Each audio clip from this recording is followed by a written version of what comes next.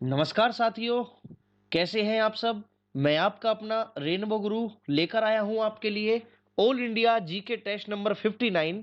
तो चलिए बच्चों, हम शुरू करते हैं आज का जीके का अपना बड़ा इंपॉर्टेंट टेस्ट। एक एक सवाल आज की क्लास का बड़ा ही महत्वपूर्ण है। आप सभी विद्यार्थी तैयार रहिए, अपना टेस्ट आखिरी तक दीजिए और रोजाना रात 8:30 बजे हमारा ये टेस्ट हमारे यूट्यूब चैनल रेनबो गुरु पर होता है। ठीक है प्यारे बच्चों, तो चलिएगा हम शुरू करते हैं आज की क्लास। और सवाल नंबर पहला कहता है कि राष्ट्रीय पंचायत दिवस भारत में कब मनाया जाता है।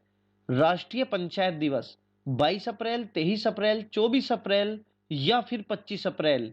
तो याद रखिएगा, राष्ट्रीय पंचायत दिवस भारत में हर साल 24 अप्रैल को मनाया जाता है। ठीक है बच्चा, राष्ट्रीय पंचायत दिवस 24 अप्रैल को मनाया जाता है। सी ऑप्शन इस सवाल का बिल्कुल सही है।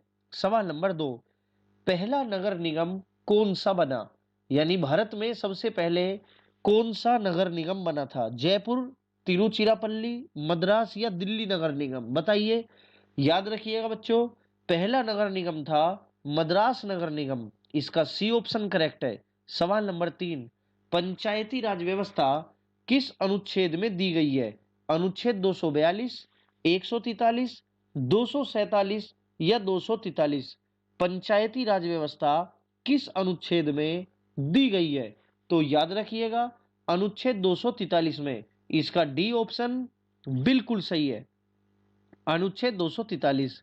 सवाल नंबर 4, जवाहरलाल नेहरू विश्वविद्यालय की स्थापना कब हुई। जेएनयू, जेएनयू की स्थापना कब हुई। 1965, 66, 67 या फिर 68।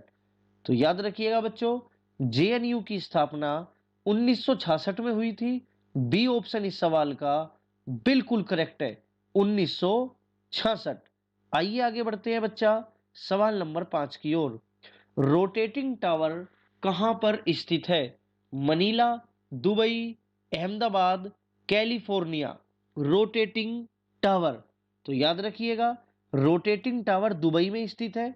बी ऑप्शन इस सवाल का बिल्कुल करेक्ट है। सवाल नंबर 14, 14 सितंबर डैश को हिंदी को राजभाषा का दर्जा दिया गया। किस सन में हिंदी को राजभाषा का दर्जा दिया गया। 1945, 1947, 1950 या फिर 1949। सन आपको बताना है, कब हुआ था हिंदी को राजभाषा का दर्जा प्राप्त। तो 14 सितंबर 1949 को। डी ऑप्शन इस सवाल का बिल्कुल करेक्ट है, 1949। ठीक है बच्चे, 1949। आइए सवाल नंबर 7 की ओर। सिटी ऑफ गोल्डन गेट किसे कहते हैं। सवाल नंबर 7वां, बताइए, सिटी ऑफ गोल्डन गेट किसे कहा जाता है। कैलिफोर्निया, सैन फ्रांसिस्को, स्टुटगार्ड या फिर बर्लिन। तो सैन फ्रांसिस्को इस सवाल का करेक्ट उत्तर हो जाएगा। बी ऑप्शन बिल्कुल सही है, city of golden gate San Francisco.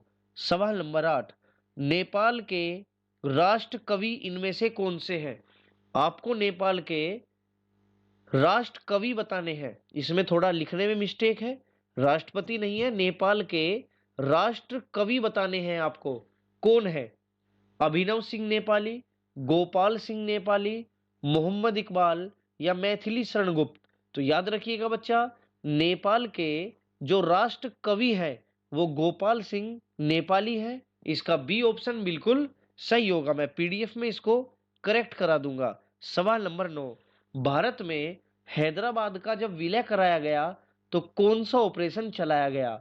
Operation विलय, मिलन, पोलो या जीत।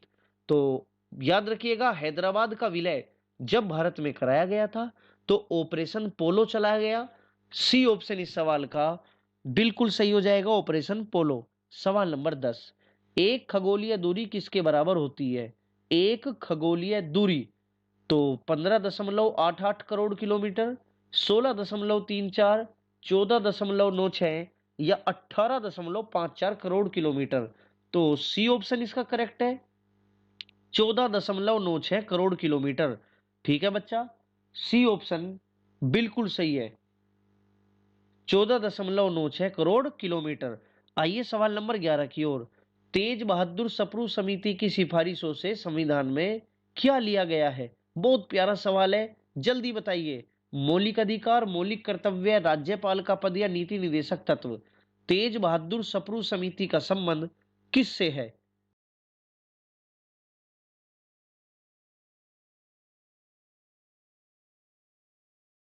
तो याद रखिएगा प्यारे बच्चा, तेज बहादुर सप्रू समिति की सिफारिशों से नीति निदेशक तत्वों को जोड़ा गया।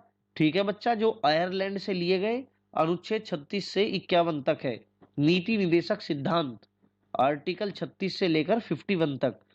चलिए सवाल नंबर 12, लीरा किस देश की मुद्रा का नाम है? लीरा फिलीपींस, तुर्की, आबू धाबी, तुर्कमेनिस्तान। तो लीरा तुर्की की मुद्रा है। लीरा किस देश की मुद्रा? तुर्की की। बी ऑप्शन करेक्ट है। आइए सवाल नंबर 13, लोकतंत्र का घर किसे कहते हैं? अफ्रीका को, अमेरिका को, जापान को या स्विट्जरलैंड को? तो सभी बच्चे याद रखना, लोकतंत्र का जो घर है वो स्विट्जरलैंड को कहा जाता है। स्विट्जरलैंड को कहा जाता है। आइए सवाल नंबर 14, पोंगल त्योहार किस राज्य में प्रचलित है? बहुत प्यारे प्यारे सवाल है। सवाल अच्छे लग रहे हो जरा क्लास को लाइक करिएगा। सभी बच्चे एक बार क्लास को लाइक करिएगा, और चैनल जिसने अभी तक सब्सक्राइब नहीं किया, चैनल को जरूर सब्सक्राइब कर लीजिए। तो पोंगल त्योहार किस राज्य में प्रचलित है? कर्नाटक, केरल, तमिलनाडु, आंध्र प्रदेश एवं केरल। तो याद रखिएगा, पोंगल त्योहार आंध्र प्रदेश एवं केरल में प्रचलित है। पोंगल त्योहार आंध्र प्रदेश एवं केरल में प्रचलित है। सवाल नंबर 15, भारत की अस्त्र मिसाइल मार करने में सक्षम है? वायु से सतह पर, आकाश से सतह पर, वायु से वायु में या सतह से वायु में? बताइए। भारत की अस्त्र जो मिसाइल है वो मार करने में सक्षम है, तो याद रखिएगा वो वायु से वायु में मार करने में सक्षम है। सी ऑप्शन इस सवाल का बच्चों बिल्कुल करेक्ट हो जाता है। आइएगा सवाल नंबर 16 की ओर। श्वेत फास्फोरस को सदा रखा जाता है। जो सफेद फास्फोरस होता है उसको किस में रखा जाता है? बेंजीन में, ईथर में, केरोसिन में या जल में? तो याद रखिएगा, श्वेत फास्फोरस को हमेशा जल में रखा जाता है बच्चों। डी ऑप्शन इस सवाल का बिल्कुल सही है। सवाल नंबर 17, पीपीएफ का पूरा रूप क्या है? तो मैं डायरेक्ट आपको आंसर बता देता हूं, पब्लिक प्रोविडेंट फंड। क्या हो जाएगा इसका correct answer? Public provident fund, यानी सी ऑप्शन इस सवाल का बिल्कुल करेक्ट है। आइए सवाल नंबर 18, भारत में ईस्ट इंडिया कंपनी का पहला गवर्नर जनरल कौन बना था?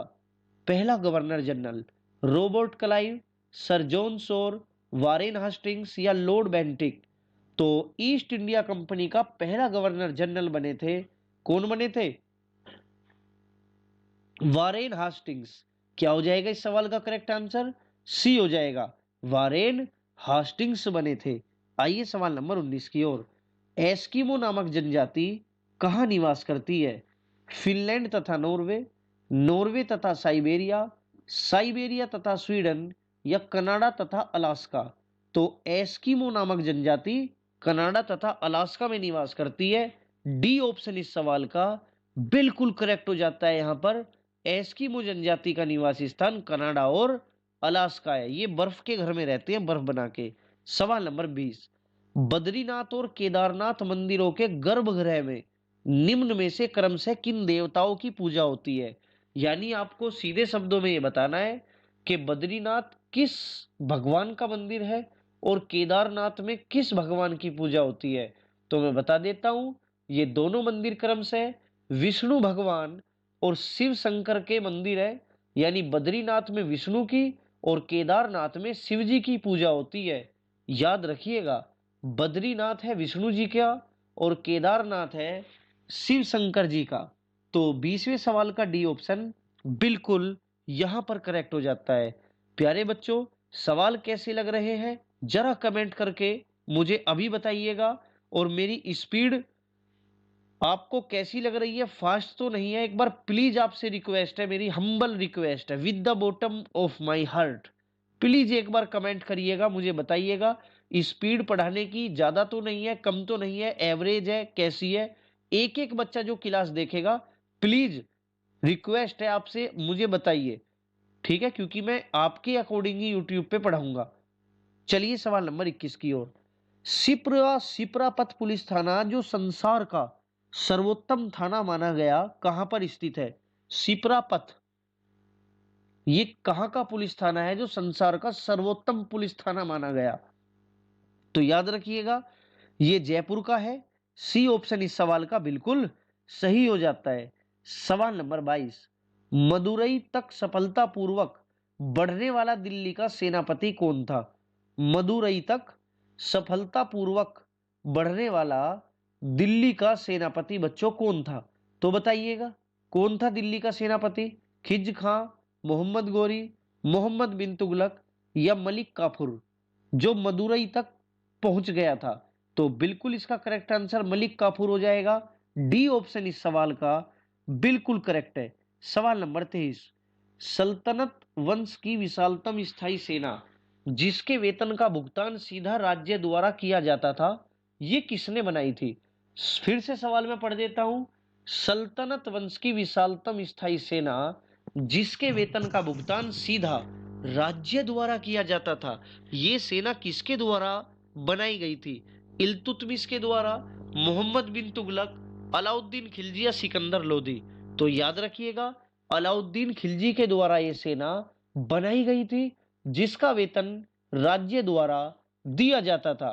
कि किसने बनाई थी? अलाउद्दीन खिलजी ने बनाई थी। सवाल नंबर 24, लोकसभा में कोई भी धन विधेयक निम्न में से किसकी पूर्व अनुमति के बिना प्रस्तुत नहीं किया जा सकता? फिर से सवाल पढ़ देता हूं, काफी इंपॉर्टेंट है। लोकसभा में कोई भी धन विधेयक किसकी पूर्व अनुमति के बिना प्रस्तुत ही नहीं किया जा सकता? उपराष्ट्रपति, राष्ट्रपति, प्रधानमंत्री या वित्त मंत्री? तो याद रखिएगा, राष्ट्रपति की पूर्व अनुमति के बिना कोई भी धन विधेयक संसद में यानी लोकसभा में प्रस्तुत नहीं किया जा सकता। सवाल नंबर 25 क्या कहता है? देखिए 25वां सवाल, बेरलोग पुरस्कार किस क्षेत्र में उत्कृष्ट योगदान हेतु प्रदान किया जाता है? बेरलोग पुरस्कार किस क्षेत्र में उत्कृष्ट योगदान हेतु प्रदान किया जाता है? साहित्य, विनिर्माण, पशुपालन या कृषि? तो बेरलोग पुरस्कार का संबंध बच्चों कृषि से है। याद रखिएगा हमेशा, काफी इंपॉर्टेंट है। नॉर्मल बेरलोग पुरस्कार कृषि के क्षेत्र में दिया जाता है। डी ऑप्शन इसका बिल्कुल करेक्ट है। सवाल नंबर 26 पे आइए जल्दी से। 26वां सवाल क्या कहता है? कुव्वत उल इस्लाम मस्जिद दिल्ली का निर्माण किसके द्वारा किया गया था? सवाल पढ़ लीजिए ध्यान से। कुव्वत उल इस्लाम मस्जिद जो दिल्ली में है, नाम पढ़ लीजिए, फिर से बता देता हूं। कुव्वत उल इस्लाम मस्जिद किसके द्वारा इसका निर्माण कराया गया? अलाउद्दीन खिलजी, मोहम्मद आदिल शाह, इल्तुतमिश या कुतुबुद्दीन ऐबक? तो सभी बच्चे याद रखिएगा, इसका निर्माण कुतुबुद्दीन ऐबक के द्वारा कराया गया। कुव्वत उल इस्लाम मस्जिद जो दिल्ली में है, कुतुबुद्दीन ऐबक ने बनवाई थी। सवाल नंबर 27, कॉफी किस प्रकार की झाड़ी है? शीतोष्ण झाड़ी, ठंडी शीतोष्ण झाड़ी, उष्ण कटिबंधीय झाड़ी या उपोष्ण झाड़ी? जो कॉफी आप पीते हैं, तो याद रखिएगा कॉफी एक उष्ण कटिबंधीय झाड़ी है। इसका सी ऑप्शन बिल्कुल करेक्ट है। कॉफी क्या है? एक उष्ण कटिबंधीय झाड़ी है। आइए सवाल नंबर 28 की ओर। अंतरराष्ट्रीय न्यायालय में न्यायाधीशों की संख्या कितनी होती है? 11, 18, 16 या 15? अंतरराष्ट्रीय न्यायालय में न्यायाधीशों की संख्या कुल कितनी होती है? तो 15 होती है। इस सवाल का करेक्ट आंसर आपका डी हो जाएगा। कितनी बच्चे? 15 होती है। आइए सवाल नंबर 29 की ओर। संगीत के क्षेत्र में ख्याति प्राप्त कितने लोगों को अब तक भारत रत्न मिल चुका है? संगीत के क्षेत्र में कुल कितने भारतीयों को अब तक भारत रत्न मिल चुका है? तो 4 को मिल चुका है। 4 इस सवाल का बिल्कुल करेक्ट आंसर हो जाएगा, सी ऑप्शन। संगीत के क्षेत्र में अब तक भारत रत्न 4 लोगों को मिल चुका है। ठीक है बच्चा, चलिए आगे आते हैं सवाल नंबर 30 की ओर। कौन सा सागर भूबद्ध है? भूबद्ध है। चीन सागर, अरब सागर, हिंद महासागर या फिर अरल सागर? तो याद रखिएगा अरल सागर भूबद्ध सागर है। डी ऑप्शन इस सवाल का बिल्कुल करेक्ट है। सवाल नंबर 31, किस पंचवर्षीय योजना का मुख्य उद्देश्य आर्थिक आत्मनिर्भरता है या आत्मनिर्भरता था। तो चौथी का इस सवाल का करेक्ट आंसर आपका क्या हो जाएगा? सवाल नंबर 31 का चतुर्थ। इसमें आपको ऑप्शन नहीं दिया गया, द्वितीय, तृतीय, छठी या प्रथम। तो याद रखिएगा, चौथी जो पंचवर्षीय योजना थी उसी का मुख्य उद्देश्य क्या था बच्चे? आत्मनिर्भरता था, आर्थिक आत्मनिर्भरता। मैं पीडीएफ में इसको भी करेक्ट कर दूंगा। सवाल नंबर 31 का करेक्ट आंसर हो जाएगा चौथी पंचवर्षीय योजना, जिसका मुख्य उद्देश्य था आर्थिक आत्मनिर्भरता। आइए सवाल नंबर 32 की ओर। सूर्य के बाद पृथ्वी के सबसे नजदीक का तारा कौन सा है? तो बच्चों याद रखिएगा, सूर्य के बाद पृथ्वी के सबसे नजदीक का तारा प्रोक्सिमा सेंचुरी है। इसका करेक्ट उत्तर डी हो जाएगा। क्या हो जाएगा? Proxima Centauri, Proxima Centauri. सवाल नंबर 33, कौन सा ग्रह हरे प्रकाश को उत्सर्जित करता है? यानी ग्रीन कलर की प्रकाश किस ग्रह से उत्सर्जित होता है? बृहस्पति, शुक्र, वरुण या यूरेनस? तो याद रखिएगा, हरे रंग का प्रकाश यूरेनस से, यानी अरुण ग्रह जो है, जो अरुण ग्रह है, ये अरुण ग्रह से उत्सर्जित होता है। जो ग्रीन कलर का प्रकाश है वो वरुण नहीं, अरुण से। डी ऑप्शन करेक्ट है, यूरेनस से उत्सर्जित होता है। सवाल नंबर 34, इंदिरा गांधी परमाणु अनुसंधान केंद्र कहां पर स्थित है? श्रीहरिकोटा, तिरुवनंतपुरम, मुंबई या कलपक्कम? तो याद रखिएगा, इंदिरा गांधी परमाणु अनुसंधान केंद्र कलपक्कम में स्थित है। डी ऑप्शन इसका बिल्कुल करेक्ट है। अगर प्यारे बच्चों आपको क्लास अच्छी लग रही हो, क्लास को जरूर लाइक करिएगा और शेयर भी करिएगा। और चैनल अभी तक जिसने नहीं सब्सक्राइब किया हो, सभी से रिक्वेस्ट है चैनल को आज ही सब्सक्राइब करें और बेल आइकन प्रेस करें। और डेली रात 8:30 बजे जीके का खतरनाक वाला ये जो टेस्ट होता है, सुपर फास्ट वाला जो टेस्ट होता है, ज्यादा 20-22 मिनट में मैं टेस्ट अब खत्म कर देता हूं। तो सभी बच्चे डेली अपना जीके के लिए 20 मिनट दे दिया करो, काफी इंपॉर्टेंट सवाल होते हैं। तो इंदिरा गांधी परमाणु अनुसंधान केंद्र कलपक्कम में स्थित है। भारत के प्रांतों में द्वैध शासन प्रणाली कब शुरू की गई? भारत के जो प्रांत थे, जैसे अब राज्य होते हैं, उस समय पे प्रांत होते थे बहुत बड़े बड़े। ठीक है बच्चा, तो भारत के प्रांतों में द्वैध शासन प्रणाली की शुरुआत 1919 में की गई थी। सी ऑप्शन इस सवाल का बिल्कुल सही है, सी ऑप्शन 1919। सवाल नंबर 36, बंगाल के राजस्व का इस्तेमारी बंदोबस्त, यानी कि इसको कहते हैं बच्चे इस्तेमारी बंदोबस्त, इसको स्थायी बंदोबस्त के नाम से भी जाना जाता है। स्थायी बंदोबस्त किसने लागू किया था? क्लाइव ने, स्टिंग्स ने, वेलेजली ने या कॉर्नवालिस ने? तो याद रखिएगा, बंगाल में राजस्व का जो स्थायी बंदोबस्त था वो लॉर्ड कॉर्नवालिस ने शुरू किया। डी ऑप्शन इस सवाल का बिल्कुल करेक्ट है, कॉर्नवालिस। सवाल नंबर 37 क्या कहता है? देखिए, कपास का रेशा पौधे के किस भाग से निकाला जाता है? जरा कमेंट करके मुझे बताइए, इस सवाल का सही जवाब क्या है? कपास का रेशा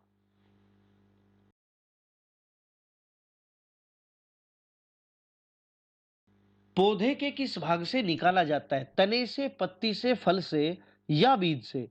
चलिए मैं आपको 10 सेकंड का समय दे देता हूं इस सवाल के लिए।